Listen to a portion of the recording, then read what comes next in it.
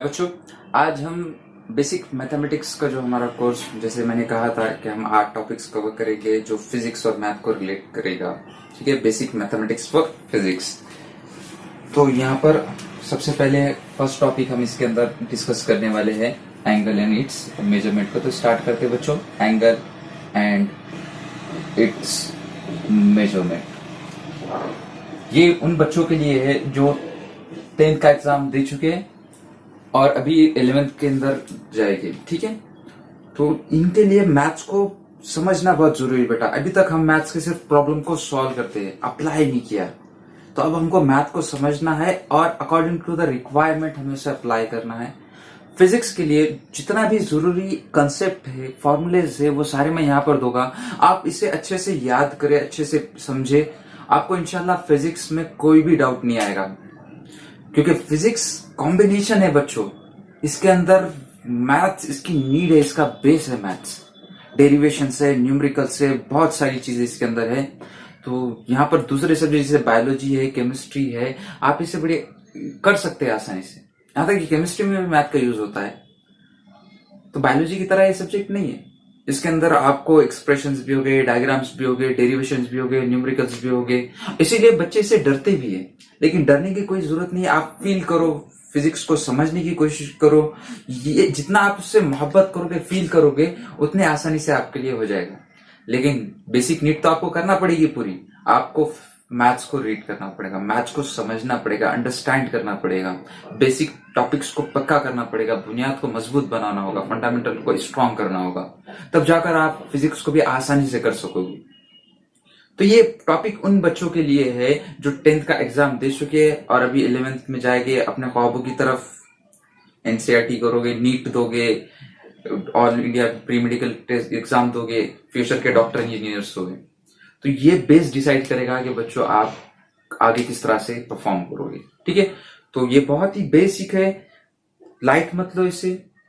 जिसे पता है उसे थोड़ा सा बोर भी लगेगा, लेकिन बच्चों इसे एक बार रिवाइज कर लो, आपको बहुत फायदा होगा इसकी तरफ। तो चलो स्टार्ट करते हैं एंगल से। एंगल क्या होता है बच्चों? एंगल, अब एंगल को कैसे डिफाइन करेंगे? तो डिफाइन के चक्कर में हम पढ़ते नहीं, हम कंसेप्ट को समझते, फील करते हैं। देखो बच्चों, एक सरफेस है मेरे पास और दूसरा सरफेस है, दो सरफेस है। एक सरफेस की दूसरे सरफेस के साथ क्या ओरिएंटेशन है, वो उसके पैरेलल है, परपेंडिकुलर है, और किस तरह से वो, जैसे कि हम डोर ओपन करते हैं, डोर ओपन कर रहे हैं स्लाइटली, तो ये देखो, ये इस तरह से डोर ओपन होगा, फुली ओपन है, क्लोज है। तो ये जो ओरिएंटेशन है, ये जो बीच में जो एंगल बन रहा है, ये जो रोटेट हो रहा है, रिवॉल्व हो रहा है, तो ये एंगल बन रहा है। ऐसे अगर हम सूटकेस को ओपन करते हैं तो वहां पर भी एक सरफेस दूसरे सरफेस के साथ क्या कर रहा है बच्चों? एंगल बना रहा है। तो यहां पर सिंपल है, angle is the orientation of one surface with the another surface, और orientation of one line with the another line. Clear है बच्चों? सिंपल है। जैसे कि अगर मेरे पास एक लाइन है, ये ठीक है, ये एक लाइन है और ये दूसरी लाइन है, मतलब ये इनिशियल आर्म रोटेट होकर टर्मिनेट हो गई, टर्मिनेट होकर यहां पर आ गई। तो ये जो रिवॉल्व हुआ, ये रिवॉल्व जो है, ये एंगल कहलाता है। इनके बीच में जो रोटेशन हुआ, जो टर्न हुआ, इसे हम एंगल कहते हैं। सिंपल सी बात है, क्लियर? और ये जो कॉमन पॉइंट के साथ होगा हमेशा, ठीक है, तो इसे कहते हैं वर्टेक्स। तो क्या बताता है?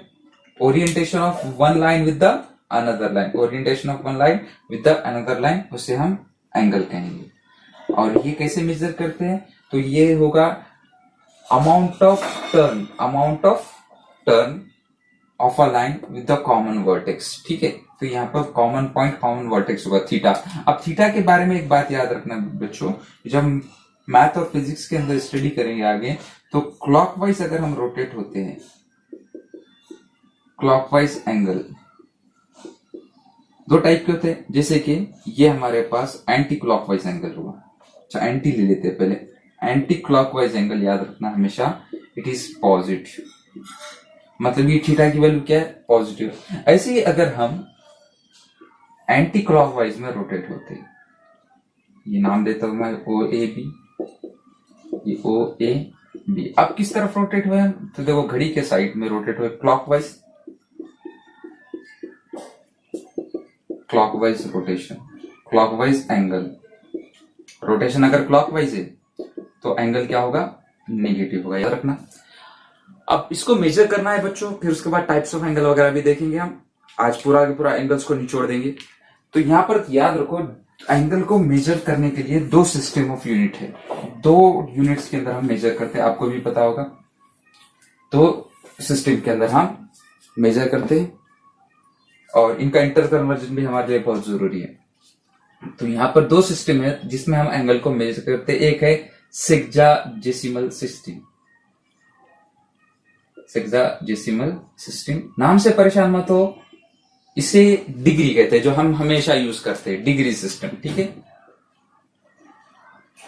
45 डिग्री, 30 डिग्री, आपने 10th में पढ़ा है डिग्री सिस्टम, ठीक है। और दूसरा सिस्टम है बच्चों हमारे पास रेडियल सिस्टम, जिसे हम सर्कुलर सिस्टम कहते हैं,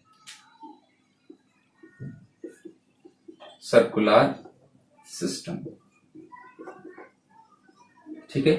अच्छा, रेडियल जो सेक्साजेसिमल सिस्टम है, थीटा के ऊपर डिग्री होती है,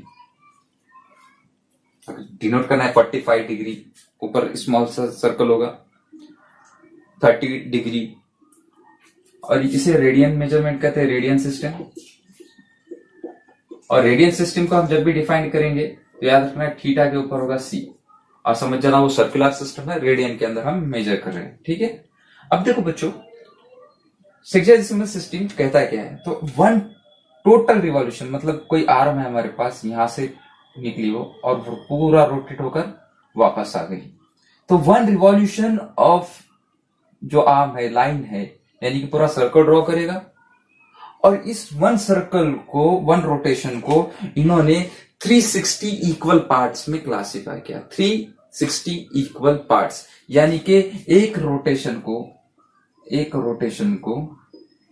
कितने डिग्री का है इसने, इन्होंने 360 डिग्री का, या एक सर्कल को कितने का है सर्कल, 360 डिग्री का सर्कल का रोटेशन है, एक रोटेशन 360 डिग्री, यानी एक सर्कल का टोटल अगर देखे तो कितना हुआ, 360 डिग्री का हो गया। क्लियर है बच्चों, 360 डिग्री का सर्कल यहां पर होता है एक। अब यानी कि सर्कल का 360th पार्ट जो है हमारे पास, वो क्या होगा, डिग्री होगा। एक डिग्री कितना होगा, सर्कल का 360वां हिस्सा होगा। अब इसको थोड़ा सा हम क्या करते हैं, क्वाड्रेंट्स में डिवाइड करते हैं, इसे वन रोटेशन को क्या करते हैं, क्वाड्रेंट्स में डिवाइड करते हैं, यानी कि 4 इक्वल पार्ट्स में। क्वाड्रेंट का मतलब ही 4 होता है बेटा, क्वाड का मतलब होता है मोनो, बाय, ट्राई, क्वाड, इस तरीके से टेट्रा भी या क्वाड कहते हैं, ठीक है। तो क्वाड का मतलब होता है चौथा हिस्सा, चौथा हिस्सा, यानी कि हमने एक रोटेशन को, एक सर्कल को 4 हिस्सों में डिवाइड किए, तो हर एक क्या कहलाएगा बेटा, हर एक कहलाएगा इसका क्वाड्रेंट, हर एक कहलाएगा इसका क्वाड्रेंट। और एक क्वाड्रेंट जो है इसको 4 से डिवाइड करेंगे हम, 4 से डिवाइड करेंगे तो कितना मिलेगा, 90 डिग्री का होगा। एक क्वाड्रेंट कितने का होगा, 90 डिग्री का क्वाड्रेंट होगा। समझ आ रही है बच्चों बात, एक क्वाड्रेंट कितने का होगा, 90 डिग्री का होगा। अच्छा, एक डिग्री की बात करते हैं हम, तो हम इसे लिखेंगे 360 पार्ट ऑफ सर्कल, या फिर रोटेशन हम इसे कह सकते हैं, ठीक है। एक डिग्री के अंदर याद रखना बच्चों 60 मिनट होते हैं। एक डिग्री के अंदर कितने होते हैं, 60 मिनट होते हैं। और एक मिनट के अंदर, ये जो एक डैश दिख रहा है इसको मिनट पढ़ते हैं अगर कोई पॉइंट में होता है, और एक मिनट के अंदर होते हैं 60 सेकेंड्स। एक मिनट के अंदर होते हैं 60 सेकेंड्स होते हैं एक मिनट के अंदर। क्लियर है बच्चों, एक मिनट के अंदर 60 सेकेंड। जैसे कि इसके एग्जांपल ले लो, इसके एक एग्जांपल लेते हैं। कहता है कि कन्वर्ट 14.55 डिग्री इन,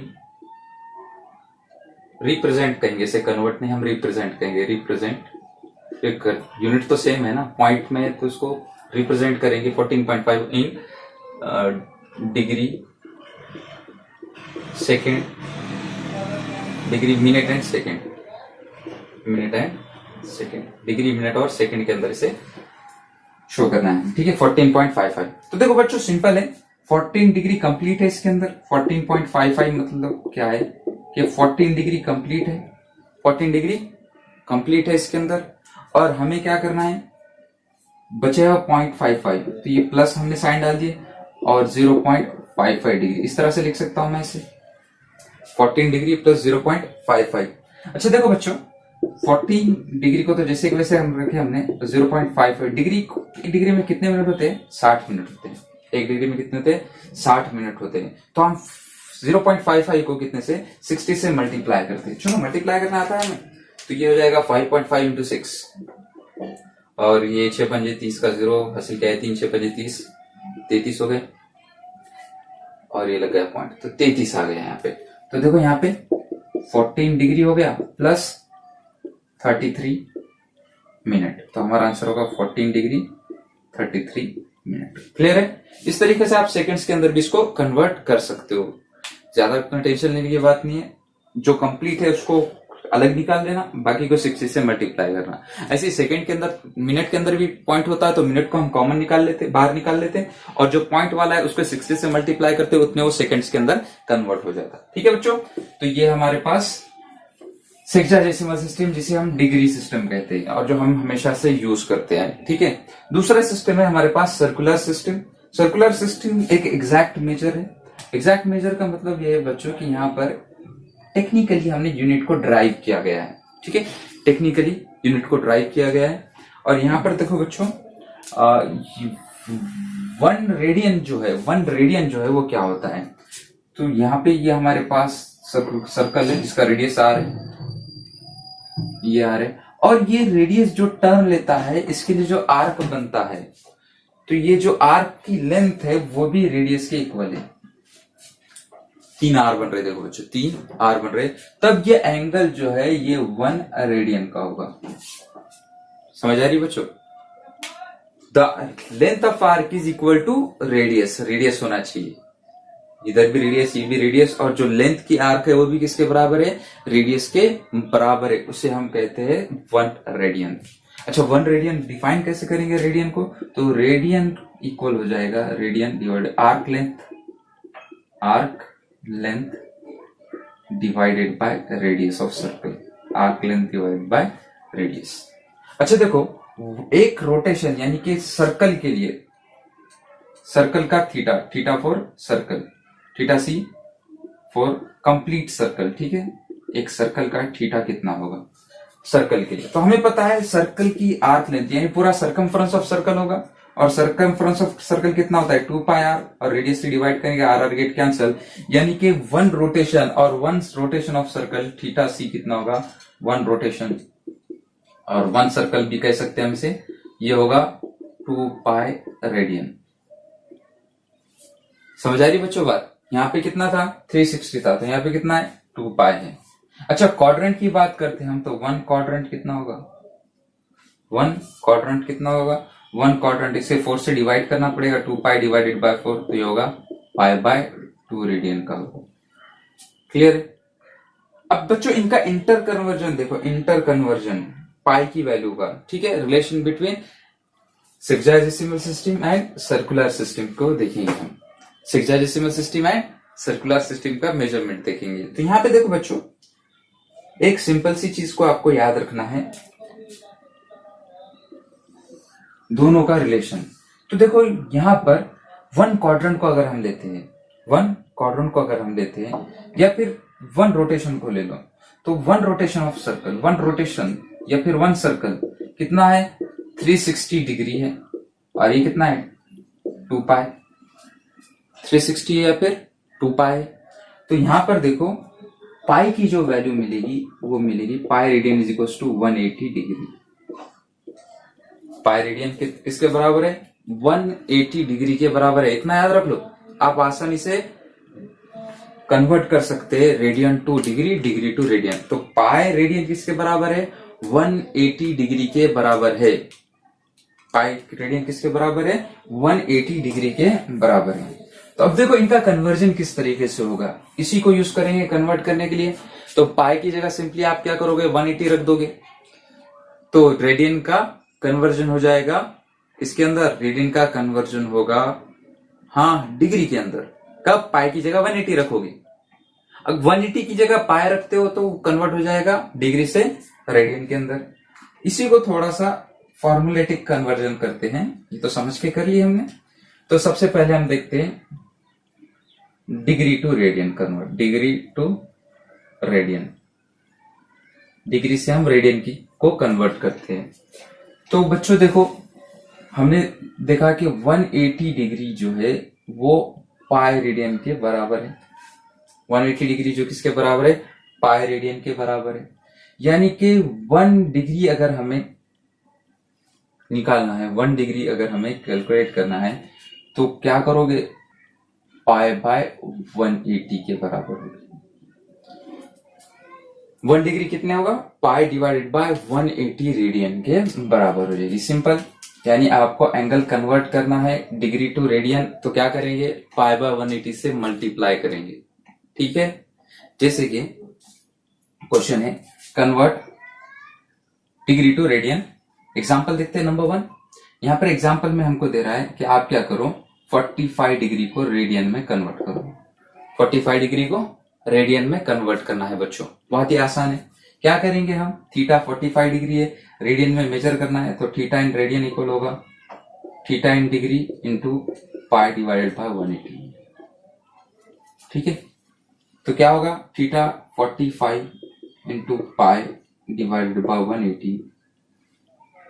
डिवाइड करते बच्चों, ये हो गया 9 दूनी 18, 20 हो गया, 9 पंजे 45, 5 5 चौक 20, यानी कि पाई बाय 4 रेडियन के बराबर हो गया। समझ आ रही बात? 45 डिग्री। ऐसे ही 45 डिग्री हो गया, हमें कह सकता है कि आप क्या करो, 30 डिग्री तो रेडियन में कन्वर्ट करो।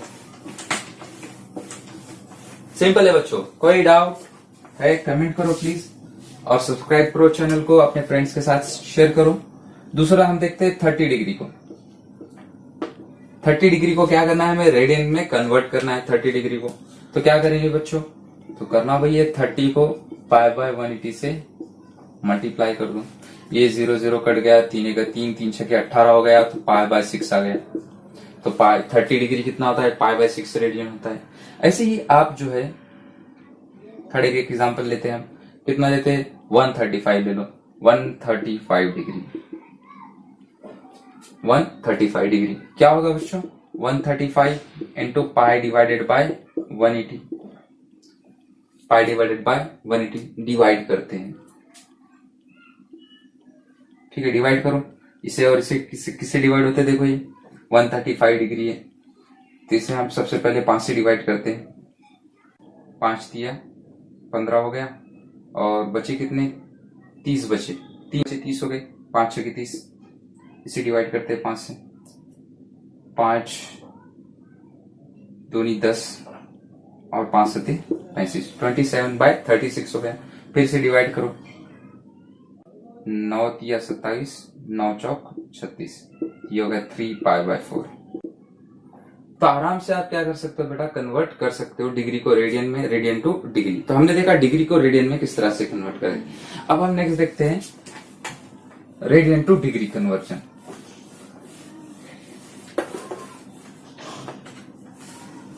डिग्री टू रेडियन देखा, अभी हम देखेंगे रेडियन टू डिग्री।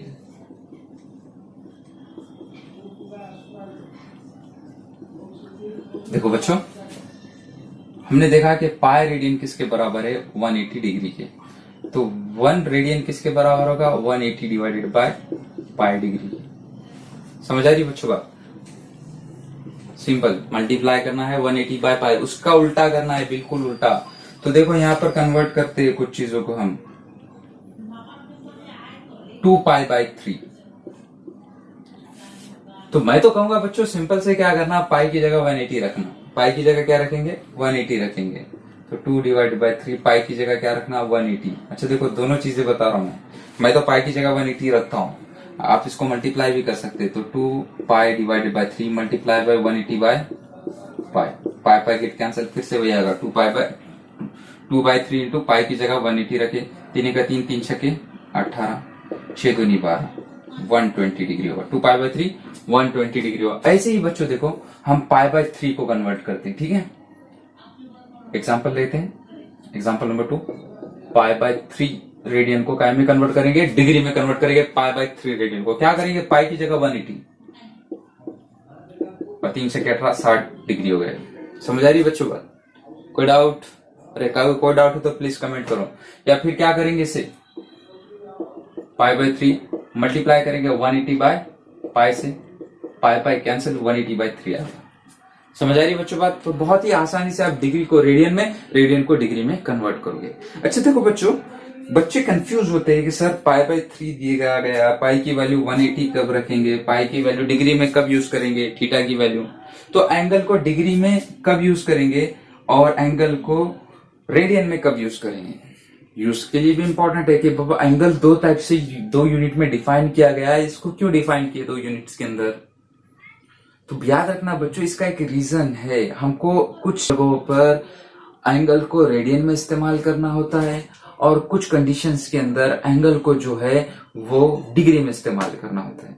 बहुत ही आसानी से आप इसको सॉल्व कर लोगे। बस याद रखना, use angle in degree, angle को डिग्री के अंदर इस्तेमाल करें कब, when angle is a function of trigonometric function, when angle is used in trigonometric function।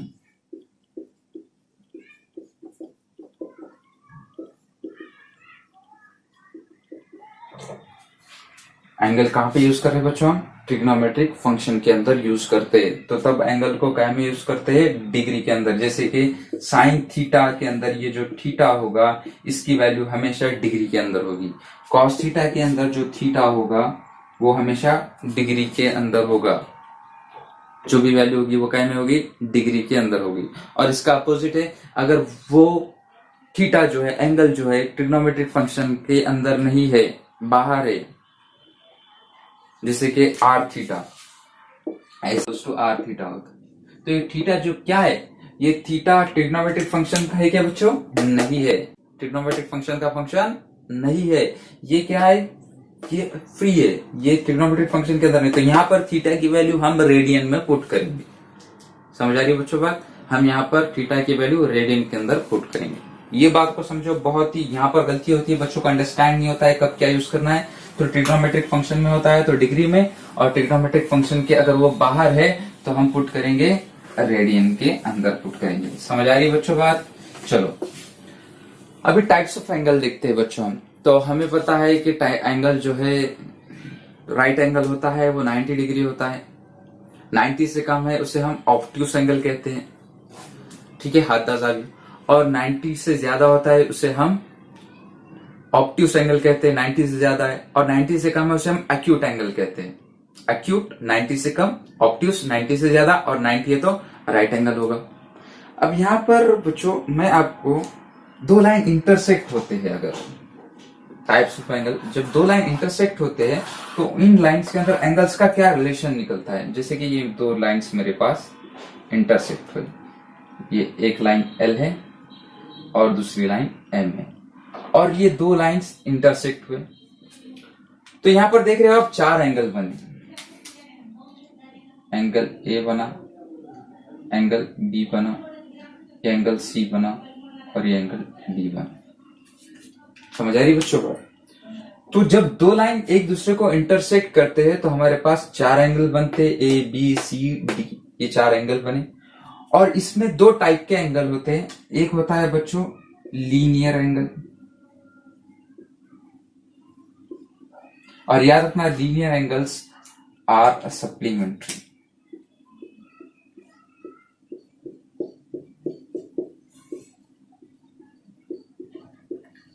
Linear angles are supplementary. Linear angles क्या हो गए बच्चों, सेम लाइन बनेगी, एक ही लाइन पे बन रहा है। जैसे कि ए बी, देखो ये सेम लाइन के सेम साइड, ए एम के, तो ये लीनियर एंगल होगा। ऐसी एल के लिए B C A B A D, ये लीनियर एंगल होगा। मतलब ये लाइन है और इस लाइन के ऊपर की साइड को ये 2 एंगल बन रही है वाली, एडजेसेंट एंगल जो बन रहे हैं, एडजेसेंट एंगल भी कह सकते हैं हम इसे।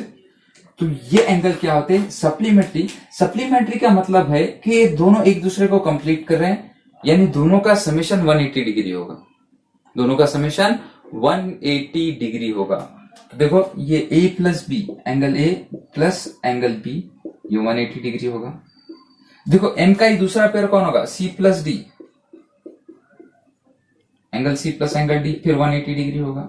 अच्छा देखो एल के लिए देखते हैं, एल के लीनियर कौन होगा? B C, angle B plus angle C, ये भी कितना होगा?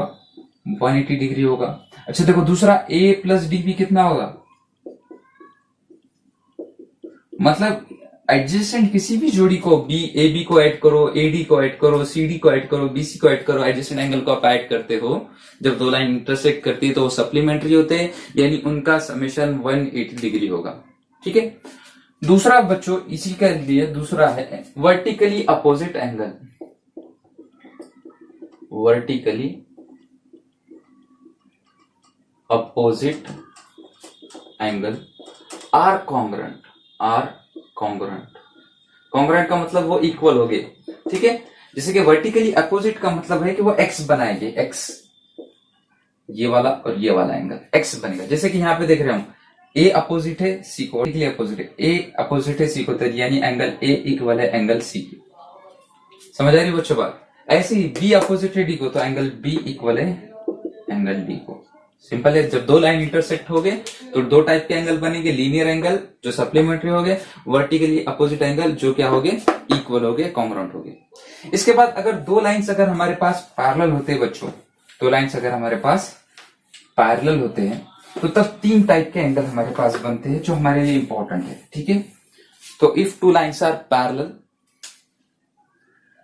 और कोई तीसरी लाइन उसे कट करती है, two lines are parallel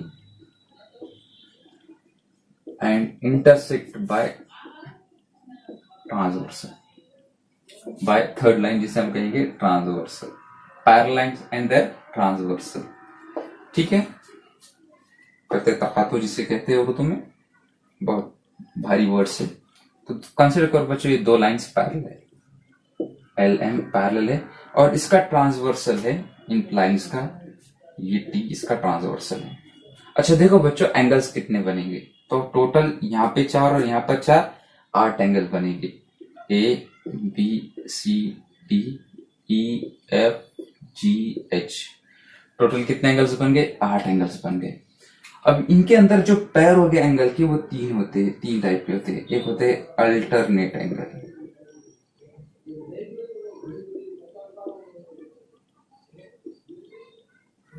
alternate angle. अब देखो अल्टरनेट एंगल क्या करते हैं? तो वो एंगल जो जेड बनाते हैं, जेड। अब जेड उल्टा सीधा आड़ा टेढ़ा कैसे भी हो सकता है, क्या बनाते हैं? जेड बनाते हैं। अंदर की तरफ भी बना सकते हैं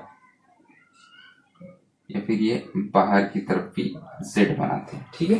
तो इन एंगल्स को क्या कहते हैं? हम अल्टरनेट एंगल कहते हैं।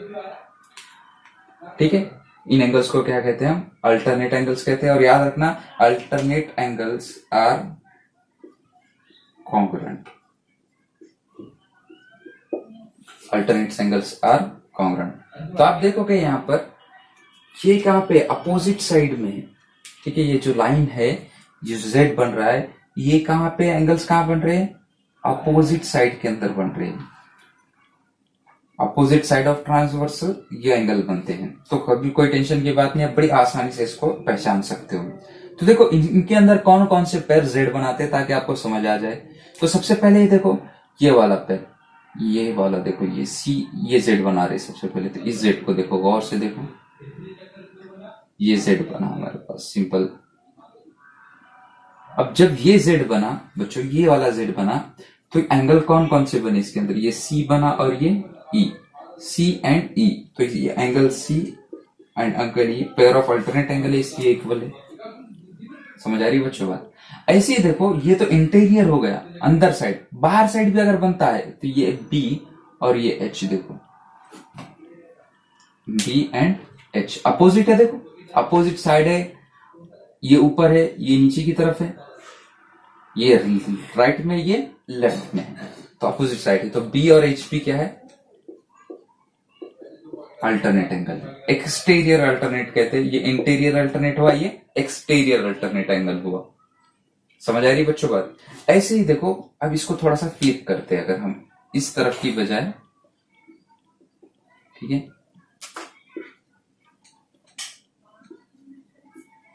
जेड उल्टा जेड लेते हैं, आप कैसे भी ले सकते हो, जेड बनना जरूरी है।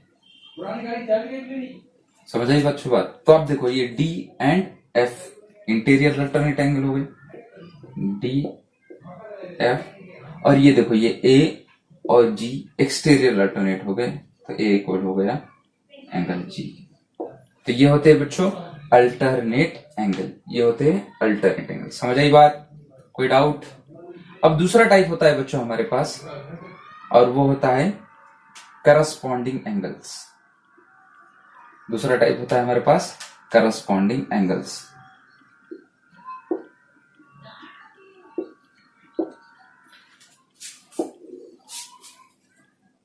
दूसरा है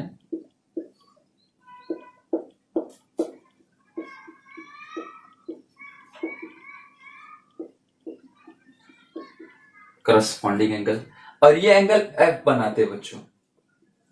ये देखो ये एफ बन रहा है, यहाँ पे ये एफ बनाते हैं, और इन्हें क्या कहते हैं हम, करस्पॉन्डिंग एंगल्स कहते हैं। और ये भी क्या होते हैं, तो आर कॉन्ग्रुएंट, याद रखना ये भी इक्वल होते हैं, कॉन्ग्रुएंट होते हैं करस्पॉन्डिंग एंगल। अच्छा देखो कहां कहां पे एफ बन रहा है, तो सबसे पहले हम इस एफ को देखते हैं,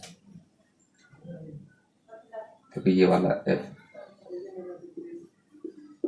है बच्चों, कौन है इसके अंदर, तो ये वाला डी है और ये वाला एच है। इस एफ के अंदर कौन है, ये डी है और ये एच है, तो ये हो गया हमारा angle D is equal to angle H के बराबर हो गया। अच्छा देखो फिर इसको फ्लिप करते हैं, ओरिएंटेशन को चेंज करते हैं इस तरफ, तो सी और कौन हो गया, जी हो गया, तो angle C is equal to angle G हो गया। एफ बन रहा है, करस्पॉन्डिंग एंगल हो गया, सेम साइड हो गए, देखो दोनों लेफ्ट के अंदर है और दोनों लाइन के नीचे। देखो अल्टरनेट अपोजिट था, opposite side of transversal and opposite side of line, यहां पर same side of line and same side of transversal होगा। देखो दोनों लेफ्ट के अंदर है और दोनों लाइन के नीचे है, सी जी। ऐसे बच्चों देखो अगर हम एफ को इस तरह से उल्टा कर देते हैं, इस तरीके से, देखो ये उल्टा कर दिए, एफ उल्टा हो गया, तो अब देखो ये कौन है, ए ई हुआ कि नहीं, लाइन के दोनों ऊपर है और लाइन के राइट साइड है, एम के वर्सेस के राइट में है दोनों भी, तो यहाँ पे देखो ए जो है वो इक्वल हो गया ई के।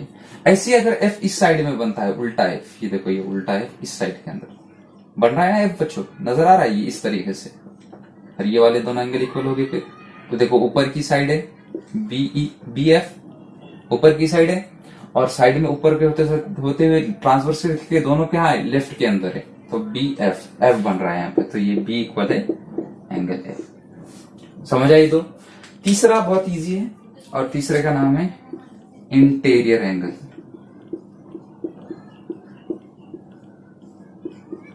और इंटीरियर एंगल्स बनाते हैं बच्चों C, same side of transversal but opposite side, same side of transversal है बट अपोजिट साइड है ऑफ लाइन है, अपोजिट साइड ऑफ लाइन है, और ये होते हैं सप्लीमेंट्री। याद रखना बच्चों, सप्लीमेंट्री मतलब दोनों का एडिशन करेंगे कितना मिलेगा, 180 डिग्री मिलेगा। अच्छा देखो कहां पे मिल रहा है ये, देखो ये एक सी बन रहा है, डी ई, तो डी प्लस ई 180, और ये वाला देखो सी प्लस एफ 180। समझ आ रही बच्चों बात? तो आप बड़ी आसानी से इसे फाइंड आउट कर सकते हैं। क्लियर है बच्चों? तो आज हमने देखे एंगल क्या होता है, एंगल को मेजर करने के लिए दो सिस्टम होती है, सेक्साडेसिमल सिस्टम, रेडियल सिस्टम होती है, सर्कुलर सिस्टम होती है रेडियन के अंदर। दोनों का एक दूसरे में इंटर कन्वर्जन देखे हमने कि रेडियन को अगर हमें डिग्री के अंदर कन्वर्ट करना है, पाई बाय 180 बाय पाई से मल्टीप्लाई करो, डिग्री को रेडियन में कन्वर्ट करना है तो पाई बाय 180 से मल्टीप्लाई करो। फिर उसके बाद हमने टाइप्स ऑफ एंगल देखे, और ये बहुत इंपॉर्टेंट है हमारे लिए। आज की क्लास के अंदर इतना ही, और नेक्स्ट जो हमारा टॉपिक है उसके अंदर हम कोऑर्डिनेट ज्योमेट्री को स्टडी करेंगे। तो वेट कीजिए, इंशाल्लाह कल मैं उसका वीडियो अपलोड करूंगा। तो कोई भी डाउट होता है आपको, प्लीज कमेंट करो। If you like the video, please comment, share to your friends, and please don't forget to subscribe the channel.